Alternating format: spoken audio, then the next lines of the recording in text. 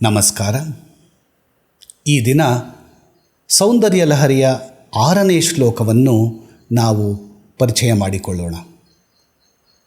ಇಲ್ಲಿ ಆದಿಶಂಕರರು ಏನು ಹೇಳ್ತಾ ಇದ್ದಾರೆ? ಜಗತ್ತಿನ ಮೇಲೆ ಭಗವತಿಯ ಅನಿರ್ವಚನೀಯವಾದ ದಯಾ ಕೃಪಾ ಕಟಾಕ್ಷಗಳ ಪ್ರಭಾವವನ್ನು ಕುರಿತು ಆದಿಶಂಕರರು ಈ ಶ್ಲೋಕದಲ್ಲಿ ಹೇಳಿದ್ದಾರೆ. ಮೊದಲು ಪ್ರಸಂಗ.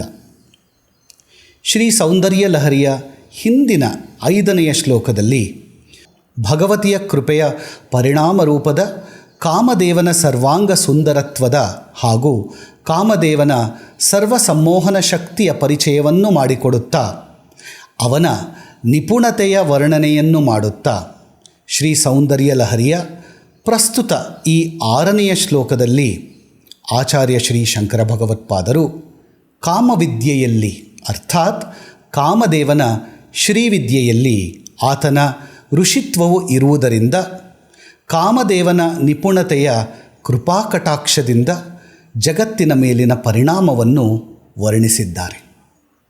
ಮೊದಲು ಮೂಲ ಶ್ಲೋಕವನ್ನು ನೋಡೋಣ.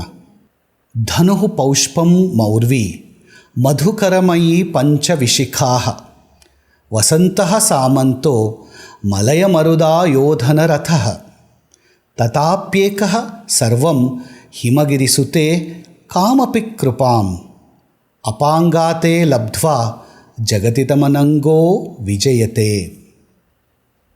ಈ ಶ್ಲೋಕದ ಪ್ರತಿಪದಾರ್ಥವನ್ನು ಗಮನಿಸೋಣ. ಆಚಾರ್ಯ ಶಂಕರ ಭಗವತ್ಪಾದರು ಭಗವತಿಯ ಸೌಂದರ್ಯದ ವರ್ಣನೆಯನ್ನು ಈ ಶ್ಲೋಕದಲ್ಲಿ ಹೀಗೆ ಮಾಡಿದ್ದಾರೆ.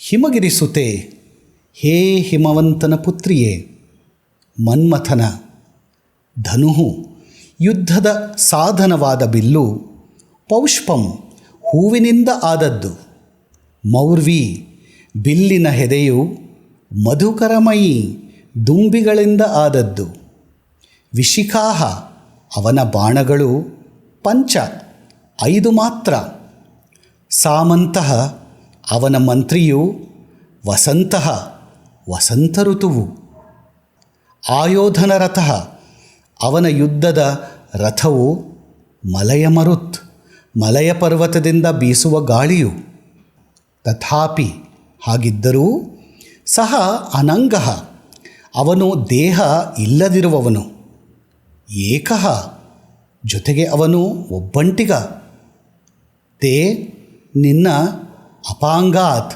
ಕಡೆಗಣ್ಣ ದೃಷ್ಟಿಯಿಂದ, ಕಾಮಪಿ ಕೃಪಾಂ ಅನಿರ್ವಚನೀಯವಾದ ದಯೆಯೊಂದನ್ನು, ಲಬ್ಧ್ವಾ ಪಡೆದು, ಇದಂ ಸರ್ವಂ ಜಗತ್ ಈ ಜಗತ್ತೆಲ್ಲವನ್ನೂ, ವಿಜಯತೆ ಗೆಲ್ಲುತ್ತಾನೆ.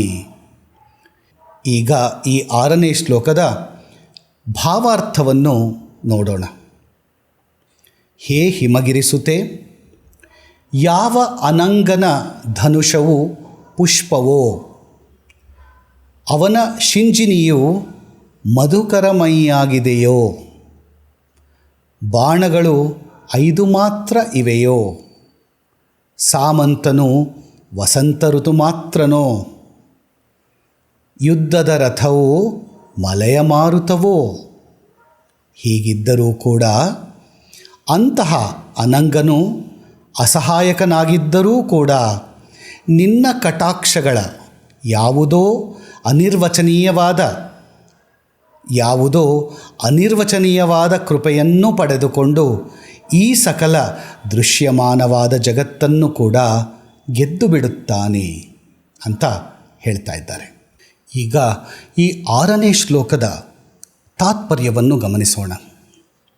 ಹರಿಸ್ತ್ವಾಂ ಆರಾಧ್ಯಾಂ ಎನ್ನುವ ಹಿಂದಿನ 5ನೆಯ ಸೌಂದರ್ಯ ಲಹರಿಯ ಶ್ಲೋಕದಲ್ಲಿ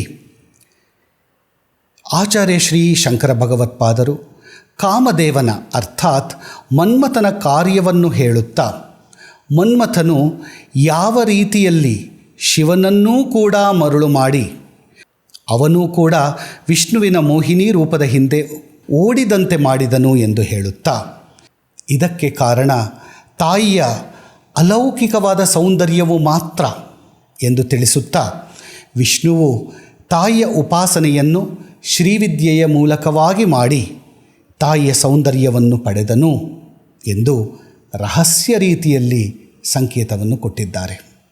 ಪ್ರಸ್ತುತ ಈ 6ನೆಯ ಸೌಂದರ್ಯ ಲಹರಿಯ ಶ್ಲೋಕವನ್ನು ಆಚಾರ್ಯ ಶಂಕರ ಭಗವತ್ಪಾದರು ಮತ್ತೆ ಮನ್ಮಥನಿಗೆ ಮೀಸಲಿಟ್ಟಿದ್ದಾರೆ. ಹಿಂದಿನ ಶ್ಲೋಕದಲ್ಲಿ ಶಿವನು ಮನ್ಮಥ ಬಾಧೆಯಿಂದ ಕೂಡಿದವನಾಗಿ ಮೋಹಿನಿಯ ಹಿಂದೆ ಓಡಿದನು. ಹಾಗೂ ರತಿಯು ಕೂಡ ಮನ್ಮಥನನ್ನು ತನ್ನ ಕಣ್ಣುಗಳ ಅಂಚಿನಿಂದ ಆಸ್ವಾದಿಸುವಳು ಎಂದು ಹೇಳುತ್ತಾ ಇದು ಮನ್ಮಥನ ಜಯವೇ ಆಗಿರುವುದು ಎನ್ನುವ ಧ್ವನಿಯನ್ನು ಹಿಂದಿನ ಶ್ಲೋಕದಲ್ಲಿ ಆಚಾರ್ಯರು ಇಟ್ಟಿದ್ದಾರೆ.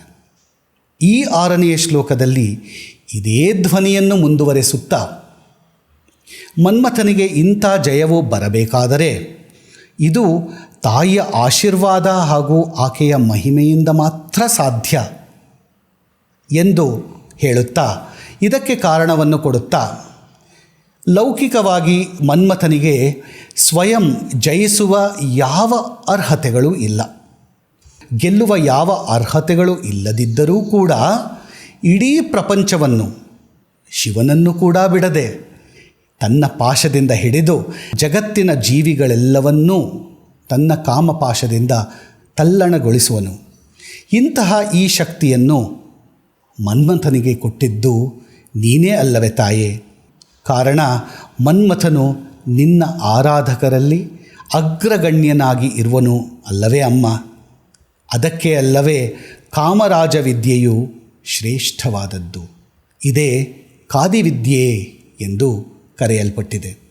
ಕಾಮೇಶ್ವರಿಯಾದ ನೀನು ಕಾಮೇಶ್ವರನಾದ ನಿನ್ನ ಪತಿಯೊಡನೆ ಸೇರಿ ನಿಮ್ಮ ಸಹಜ ಧರ್ಮವಾದ ಕಾಮದಿಂದ ಬ್ರಹ್ಮಾಂಡದ ವಿಶ್ವದ ಸೃಜನ ಕ್ರಿಯೆಯಲ್ಲಿ ತೊಡಗುವುದಕ್ಕೆ ಹಾಗೂ ವಿಶ್ವದಲ್ಲಿರುವ ಜೀವಿಗಳು ಕೂಡ ತಮ್ಮ ಪ್ರಜನ ಕ್ರಿಯೆಗಳಲ್ಲಿ ತೊಡಗುವುದಕ್ಕೆ ಈ ಕಾಮವಿದ್ಯೆಯೇ ಕಾರಣ. ಈ ರೀತಿಯಲ್ಲಿ ಬ್ರಹ್ಮಾಂಡ ಹಾಗೂ ಪಿಂಡಾಂಡ ಇವೆರಡರಲ್ಲಿಯೂ ಈ ಮನ್ಮಥನು ಜಯವನ್ನು ಗಳಿಸಬೇಕಾದರೆ ಅವನು ಯಾವ ರೀತಿಯಲ್ಲಿ ಈ ಯುದ್ಧಕ್ಕೆ ತಯಾರಾಗಿರುವನು, ಇವನ ಜಯಕ್ಕೆ ಯಾವ ಯಾವ ಕಾರಣಗಳು ಇರಬಹುದು ಎಂದು, ಇವನ ಸೈನ್ಯದಲ್ಲಿ ಯಾರು ಯಾರು ಇರುವರು ಎಂದು ಈ ಶ್ಲೋಕದ ಮೂಲಕ ಆಚಾರ್ಯ ಶ್ರೀ ಶಂಕರ ಭಗವತ್ಪಾದರು ಮನ್ಮಥನ ಜಯದ ರಹಸ್ಯವನ್ನು ಕಾವ್ಯಮಯವಾಗಿ ವಿಭಾವನಾ ಅಲಂಕಾರವನ್ನು ಉಪಯೋಗಿಸಿ ಚಮತ್ಕಾರಯುತವಾಗಿ ಹೇಳಿದ್ದಾರೆ. ಮನ್ಮಥನ ಬಗ್ಗೆ ಆಚಾರ್ಯ ಶ್ರೀ ಶಂಕರ ಭಗವತ್ಪಾದರು ಈ ರೀತಿಯಲ್ಲಿ ಈ ಶ್ಲೋಕದಲ್ಲಿ ಹೇಳಿದ್ದಾರೆ. ಮನ್ಮಥನು ಪ್ರಪಂಚದ ಮೇಲೆ ಯುದ್ಧಕ್ಕೆ ಹೊರಟಿದ್ದಾನೆ. ಯುದ್ಧಕ್ಕೆ ಹೊರಡುವಂತಹವನ ಕೈಯಲ್ಲಿ ಒಂದು ಧನಸ್ಸು ಇರಬೇಕು. ಆದರೆ ಮನ್ಮಥನ ಕೈಯಲ್ಲಿ ಇರುವ ಧನಸ್ಸು ಹೂವಿನಿಂದ ಮಾಡಿರುವಂತಹದ್ದು. ಆ ಧನುಸ್ಸಿಗೆ ಕಟ್ಟಿದಂತಹ ಹೆದೆಯು ದುಂಬಿಗಳ ಸಾಲು ಅಥವಾ ದುಂಬಿಗಳ ಮಾಲೆ. ಹಾಗೂ ಈ ಧನುಸ್ಸಿಗೆ ಹೂಡಿರುವ ಬಾಣಗಳ ಸಂಖ್ಯೆ ಕೇವಲ 5 ಮಾತ್ರ. ಇವನ ಸಚಿವನಾದರೂ ವಸಂತ ಋತು. ಇವನು ಯುದ್ಧಕ್ಕೆ ಹೊರಡಲು ಬೇಕಾದ ಯುದ್ಧದ ರಥವು ಯಾವುದು? ಇದು ಮಲಯ ಮರುತ್, ಅರ್ಥಾತ್ ಪರ್ವತದ ಮೇಲಿನಿಂದ ಬೀಸುವ ಗಾಳಿ. ಈ ಮನ್ಮಥನ ಸೈನ್ಯವಾದರೂ ಎಲ್ಲಿದೆ? ಇವನಿಗೆ ಸೈನ್ಯವಿಲ್ಲ. ಯುದ್ಧಕ್ಕೆ ಒಬ್ಬಂಟಿಗನಾಗಿ ಹೊರಟಿದ್ದಾನೆ. ಜೊತೆಗೆ ಮುಖ್ಯವಾಗಿ ಮನ್ಮಥನಿಗೆ ದೇಹವೇ ಇಲ್ಲ. ಮನ್ಮಥನು ಅನಂಗನು, ಅವನಿಗೆ ಅಂಗಗಳಿಲ್ಲ. ಯುದ್ಧವನ್ನು ಮಾಡುವುದಕ್ಕಾಗಲಿ ಯುದ್ಧ ಮಾಡಿ ಜಯವನ್ನು ಪಡೆಯುವುದಕ್ಕಾಗಲಿ ಬೇಕಾಗಿರುವ ಅನರ್ಹತೆಗಳನ್ನು ಹೊಂದಿದ್ದರೂ ಸಹ ಯುದ್ಧವನ್ನು ಗೆಲ್ಲುವುದಕ್ಕೆ ಯಾವ ಕಾರಣವೂ ಇಲ್ಲದಿದ್ದರೂ ಸಹ ಈ ಯುದ್ಧದಲ್ಲಿ, ಅರ್ಥಾತ್ ಕಾಮಯುದ್ಧದಲ್ಲಿ ಇಡೀ ಬ್ರಹ್ಮಾಂಡವನ್ನೇ ಇವನು ಗೆಲ್ಲುತ್ತಾನೆ ಎಂದರೆ ಇಂತಹ ಯುದ್ಧಕ್ಕೆ ಬೇಕಾದ ಮೂಲಭೂತವಾದ ಸಾಮಗ್ರಿಯ ಶಕ್ತಿಯು ಮನ್ಮಥನಿಗೆ ಎಲ್ಲಿಂದ ದೊರಕಿದೆ ಎಂದು ನಾವು ಯೋಚನೆ ಮಾಡಿದಾಗ ಆ ಶಕ್ತಿಯು ಅಮ್ಮ ನಿನ್ನ ಕಡೆಗಣ್ಣಿನ ನೋಟದ ಅನುಗ್ರಹದಿಂದ ಮಾತ್ರ ಸಿಕ್ಕಿದೆ ಎಂದು ಆಚಾರ್ಯರು ಈ ಶ್ಲೋಕದಲ್ಲಿ ಅಭಿಪ್ರಾಯಪಟ್ಟಿದ್ದಾರೆ. ಅಮ್ಮ ಈ ನಿನ್ನ ಕಡೆಗಣ್ಣ ನೋಟದ ಅನುಗ್ರಹವೇ ಸಾಕು. ಯುದ್ಧವನ್ನು ಗೆಲ್ಲುವ ಯಾವ ಅರ್ಹತೆಗಳೂ ಇಲ್ಲದ ಮನ್ಮಥನಿಗೆ ಇಡೀ ಪ್ರಪಂಚವನ್ನು ತನ್ನ ಯುದ್ಧದಿಂದ ಗೆಲ್ಲಲು ನಿನ್ನ ಕೃಪಾ ಕಟಾಕ್ಷವೊಂದು ಇದ್ದರೆ ಮಾತ್ರ ಸಾಕು ಎಂದು ಈ ಶ್ಲೋಕದಲ್ಲಿ ಆಚಾರ್ಯ ಶಂಕರ ಭಗವತ್ಪಾದರು ಮನ್ಮಥನ ಯುದ್ಧವನ್ನು ಗೆಲ್ಲುವ ಅನರ್ಹತೆಗಳನ್ನು ಇಲ್ಲಿ ವಿವರಿಸಿದ್ದಾರೆ.